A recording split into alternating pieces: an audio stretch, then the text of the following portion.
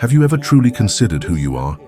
We all know our names, ages, addresses, the surface stuff, the labels we wear. But beneath that veneer, hidden for generations, lies a power far greater than you can imagine, far beyond anything you've been led to believe. And the shocking truth is, most people go through life without ever uncovering this fundamental reality. Do you truly know yourself? Many claim self-awareness, rattling off name, age, address. But that's just a superficial description, a snapshot. You aren't your job title, your body, or the name your parents gave you. How often do you define yourself by limitations? I'm shy. I struggle financially. I suffer from anxiety. These aren't immutable truths. They're ingrained thought patterns, absorbed over years. And the most astonishing part? Many of these beliefs aren't even yours. They're societal, parental, institutional impositions, accepted unquestioningly. We exist on three simultaneous planes: spirit, mind, and body. Yet, lacking self-awareness, most are glued to the physical plane, reacting passively to external events. A delayed paycheck triggers despair. Criticism breeds feelings of inadequacy. Economic news sparks immediate panic. They're puppets, manipulated by the outside world. It's devastating because it means a vast portion of humanity isn't living, just reacting. I remember my own cluelessness. I blamed myself or the world for setbacks. Financial hardship was bad luck. Family conflicts, fate. Then a mentor said, "If you don't like your results, you need to change because they're your results." That simple sentence, easily overlooked, was a revelation. The seemingly obvious can feel paradoxical until deeply examined. Reflect on your own life.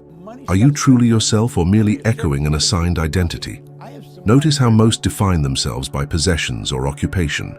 I'm a lawyer, I'm a salesperson, I'm a mother. But lose the job, the kids grow up, circumstances shift. What remains?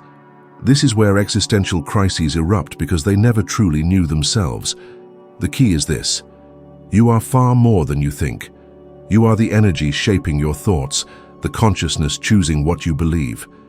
You can visualize a radiant future and strive to create it. What you imagine, you can manifest.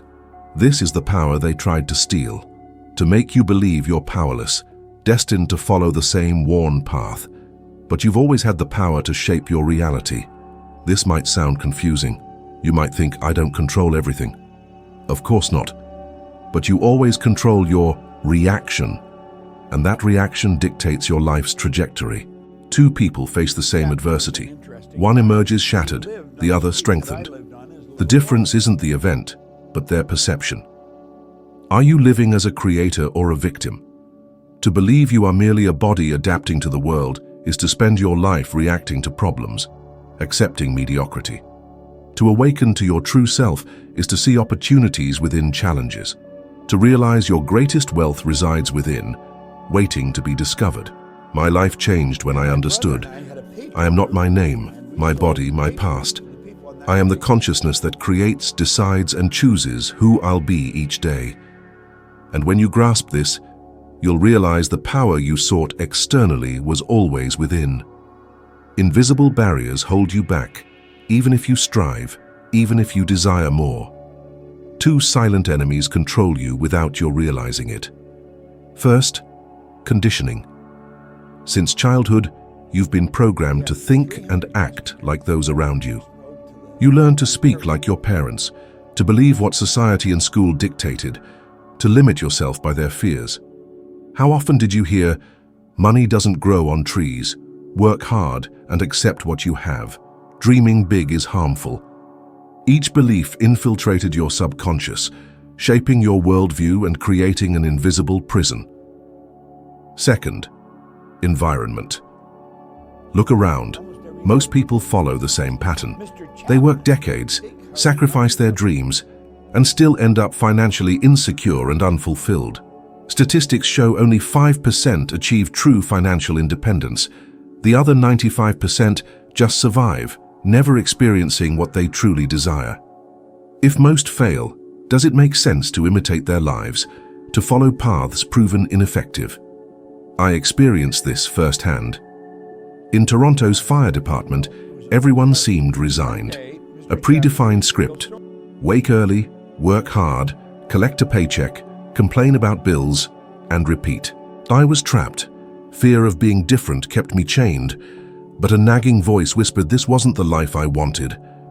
Breaking free, I realized the price of conformity is a life unlived. Have you felt that emptiness looking at your work, thinking, is this all there is? Or seeing someone achieve something extraordinary and thinking, that's not for me? That thought wasn't yours. It was inherited. Had you grown up where discussing millions was as common as discussing pennies, you'd believe you could achieve it too. Many hide behind fear. What if I try and fail? The real question is, what if I never try? The fear of standing out, of being different, imprisons so many. Since childhood, we're taught not to rock the boat, not to make waves, not to call attention to ourselves. But history's greats, Edison, Marconi, Steve Jobs, changed the world because they dared to be different. They didn't conform. They made waves, paving the way for inventions we use today. Will you be another face in the crowd, or challenge these invisible barriers? By questioning, you begin to break free. Asking, is what I was taught true, opens the door to creating a new reality. It's uncomfortable at first, as your subconscious pulls you back to the familiar, but that discomfort signals growth. I only found freedom when I accepted the external world doesn't define me or my potential. You can reach that conclusion too, but it requires a choice most won't make. Stop following the crowd, stop repeating ingrained beliefs, and start building the life you truly desire. Because ultimately, the biggest risk isn't standing out. It's spending your life hidden in the comfort of the crowd, only to discover too late you never truly lived. Everything in the physical world first originated in someone's mind. Every chair, every building, every technology you use began as a thought. Before becoming reality, it was just an idea, a mental image. This means you're constantly creating your life through the images you hold in your mind. The problem? Most project thoughts of scarcity, failure, and fear. When repeatedly fueled, these images materialize into experiences confirming your fears. I fell into this trap. Early on, I believed enough money would solve all my problems. That was my image. Money would fix everything. When I finally earned a lot, more problems emerged, more debt, responsibility, worry. Money didn't change my life. My perception and thoughts did. What have you been thinking lately? How often do you mentally rehearse worries about bills, insecurities about the future, doubts about your abilities? These aren't harmless, they're commands to your subconscious, which doesn't distinguish reality from imagination. It simply obeys. If you dwell on failure, lack, and loss, your mind will find ways to confirm it.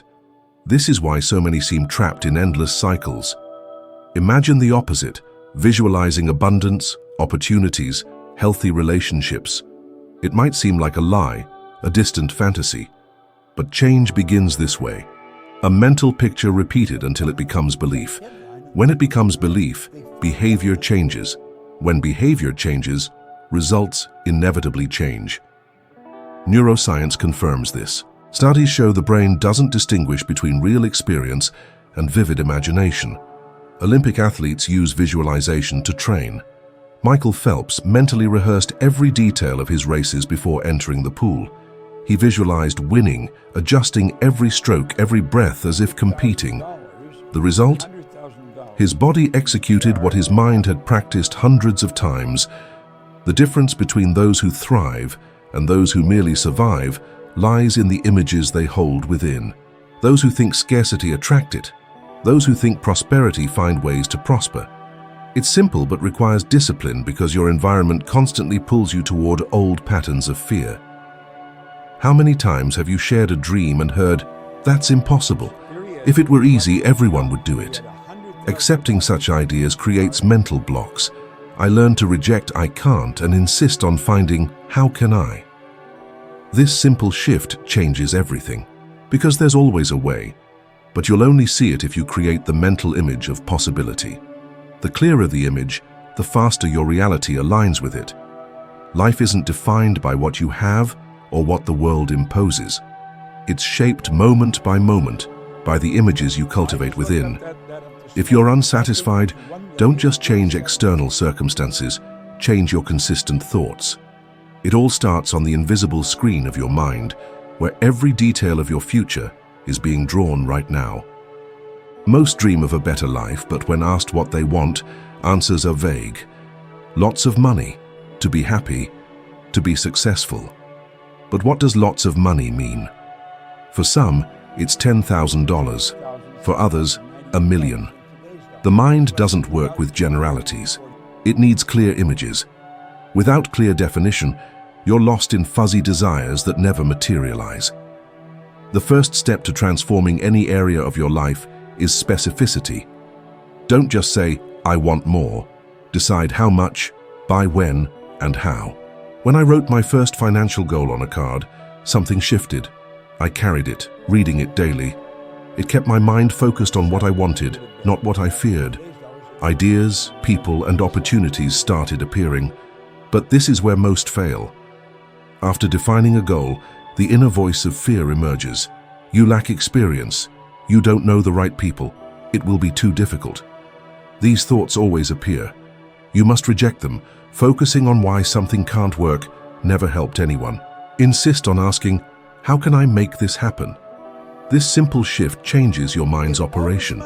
So many abandon their dreams, spending more time listing obstacles than imagining solutions.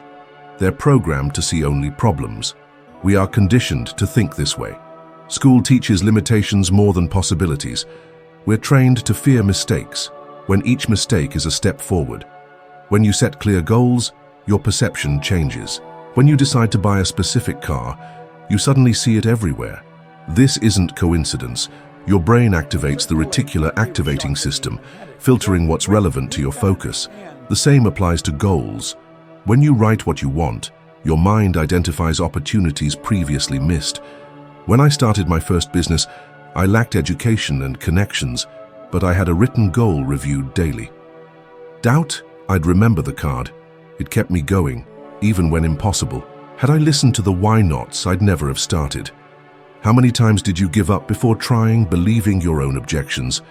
How many dreams were abandoned because you didn't see the entire path? You don't need to see the whole path.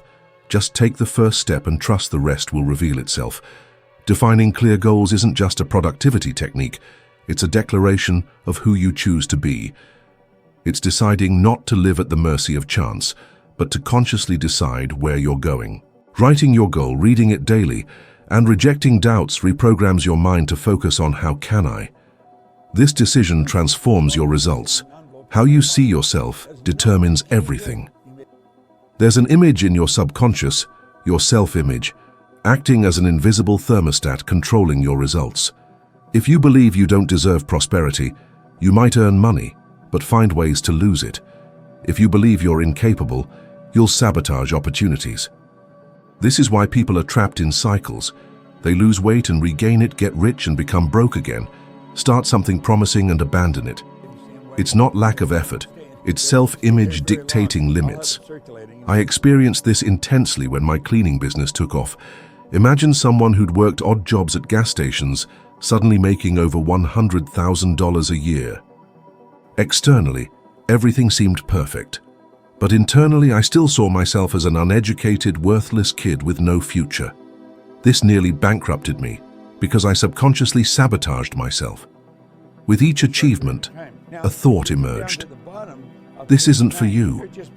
And I believed it. Only when I changed my self-image did my life stop oscillating like a roller coaster. Many misunderstand self-image as just self-esteem. It's much deeper. Maxwell Maltz, a plastic surgeon, noticed that when changing patients' appearances, some changed their behavior completely.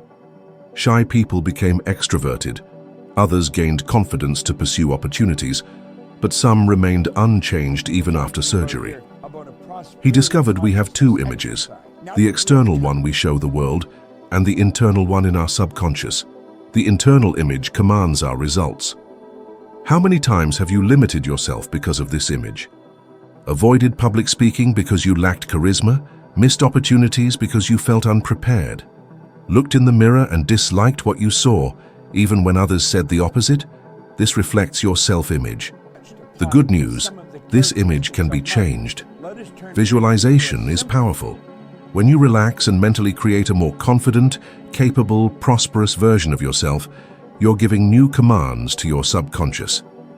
At first, it might feel forced, fake, but the more you repeat, the more your brain accepts this new identity. I use this to reprogram my inner vision. I wrote in detail how I wanted to see myself. I am a prosperous, capable, confident, and deserving person. I read it daily until it felt real. Gradually, my behavior aligned with this new vision. Science confirms this. Studies show that visualizing an action activates the same brain regions as performing it. Visualizing yourself as talented and successful trains your mind and body for that reality. Great artists and athletes have always done this. Van Gogh said, "I dream my painting, and then I paint my dream." First, the mental image, then the manifestation. The biggest mistake is believing self-image only changes after results. The opposite is true. The transformation of self-perception precedes the change in results. How do you see yourself? Are you the master of your own destiny, or simply a pawn in the game of life? Your life is a mirror reflecting your inner self, and that reflection is where transformation begins. Shifting your self-perception isn't some airy-fairy concept. It's the bedrock of positive change. Believe in yourself, make bold choices, stand tall, and watch the world respond, validating the image you project. The universe operates on fundamental laws, and one of the most powerful is the law of polarity. Everything has two sides, a positive and a negative. In every situation, you choose which one to focus on. Yet, sadly, most people gravitate toward the negative. The car breaks down. It always happens to me. Job loss. I'll never find anything better. This scarcity mindset fuels a vicious cycle of pessimism that permeates every aspect of their lives. Your attitude, that often overlooked force, dictates how you interpret and react to events. It's not the facts themselves, but your response to them that shapes your journey. Two people facing the same obstacle can have completely different outcomes. One uses adversity as fuel, the other as an excuse to quit. In my work, I've seen brilliant, talented individuals, blessed with opportunity, sabotage themselves with negativity, constantly expecting the worst and focusing on their limitations, and inevitably attracting negative consequences. I've also witnessed individuals with humble beginnings, lacking resources, yet cultivating unwavering optimism, finding opportunities where others see only roadblocks. Oprah Winfrey, born into poverty and facing childhood trauma, could easily have become another statistic, but she chose a different path. Instead of letting hardship define her, she used every setback as a stepping stone. That decision changed everything. Her incredible success is a testament to rejecting pessimism. How often is your mood dictated by external factors? How many times have you started the day feeling hopeful, only to have a bad piece of news or a negative comment derail your entire outlook? We let the outside world control our inner world far too easily. But you can train your mind to find the silver lining even in the darkest clouds. Understanding that positivity and negativity coexist and that the choice is yours grants you extraordinary freedom. I've experienced this firsthand. A significant financial loss could have crushed me, but I chose to focus on the lessons learned, lessons that proved far more valuable than the money lost. That shift in perspective transformed a temporary setback into a launchpad for growth. Your attitude is contagious. Positivity attracts positive people, opportunities, and ideas. Complaining and dwelling on problems reinforce a cycle of scarcity. Attitude trumps skills. Techniques and knowledge are useless with a negative mindset. So what's your attitude? Do you embrace possibilities or surrender to challenges?